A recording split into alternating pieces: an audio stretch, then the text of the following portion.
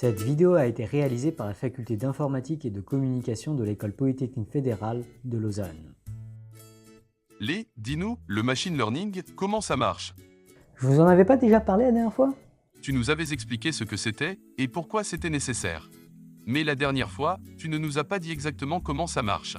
Ah oui, c'est vrai, mais il y a quand même plusieurs notions que j'avais introduites qui vont être vraiment utiles pour comprendre comment fonctionne le machine learning. Tu t'en souviens, Betago? Et tu peux nous rappeler ce que j'ai dit? Oui, je m'en souviens, enfin, je crois. Mais je suis sûr que Zetago expliquera mieux. Ok, je veux bien essayer de faire un résumé de l'épisode précédent. En gros, tu nous avais dit que dans le machine learning, la machine simule deux espèces de personnages différents. D'un côté, il y a le joueur qui veut apprendre à détecter des chats ou à jouer à un jeu comme le morpion. Et de l'autre, il y a l'entraîneur qui, lui, observe le joueur jouer, note ses points d'amélioration, et modifie ensuite le joueur pour qu'il joue mieux. Mais ce que tu ne nous as pas dit, c'est comment l'entraîneur détermine comment il va modifier le joueur. Excellent, merci pour ce petit rappel Zetago. Aujourd'hui donc, je propose de vous expliquer comment l'entraîneur détermine comment modifier le joueur dans le cas des algorithmes de machine learning les plus sophistiqués d'aujourd'hui, à savoir les fameux réseaux de neurones. En fait, ce que je vais vous expliquer s'applique à une classe encore plus large de machine learning qu'on appelle parfois l'apprentissage différenciable. Ça veut dire quoi, différenciable ?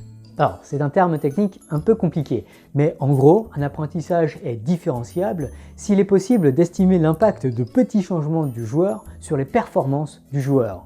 Et beaucoup de structures de machine learning modernes, y compris les réseaux de neurones, ont cette propriété très utile. Je ne suis pas sûr de comprendre ce que serait un petit changement du joueur. Ce qu'il faut comprendre, c'est que les algorithmes de machine learning modernes, comme les réseaux de neurones, ce sont des algorithmes avec beaucoup de paramètres ajustables, un peu comme dans le cockpit d'un avion. Et au début, ces paramètres sont très mal ajustés, ce qui fait que le joueur, dont les actions sont déterminées par ces paramètres, ce joueur ne va pas être bon. Quand l'entraîneur va demander au joueur de faire une action, comme reconnaître un chat dans une image, le joueur va alors mal jouer. Cependant, parce que le joueur est différenciable, un calcul va permettre à l'entraîneur de voir comment modifier les paramètres du joueur pour qu'il fasse mieux l'action que l'entraîneur lui a demandé de faire. Ça paraît très magique dit comme ça.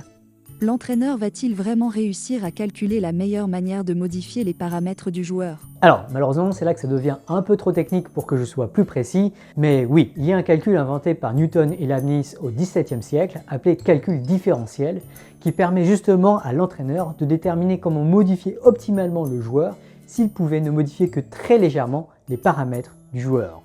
Ok, mais si le joueur était très nul, il faudrait des changements drastiques pour l'améliorer, non? C'est une excellente remarque, Betago. En effet, pour qu'elle soit garantie de conduire à une progression du joueur, la modification par l'entraîneur se doit d'être très légère. Et le joueur ne progressera du coup que très peu une fois modifié par l'entraîneur. Ah mais je me souviens tout à coup d'une chose que tu avais dite la dernière fois. Pour atteindre d'excellentes performances, le joueur et l'entraîneur doivent sans cesse répéter ces petits entraînements.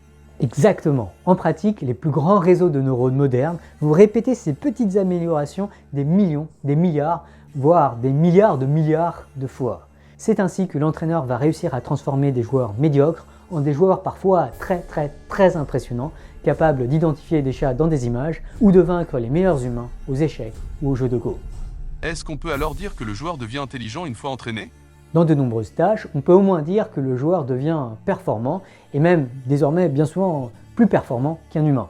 Ceci dit, il faut bien voir que le joueur sera performant avant tout pour la tâche pour laquelle il aura été entraîné.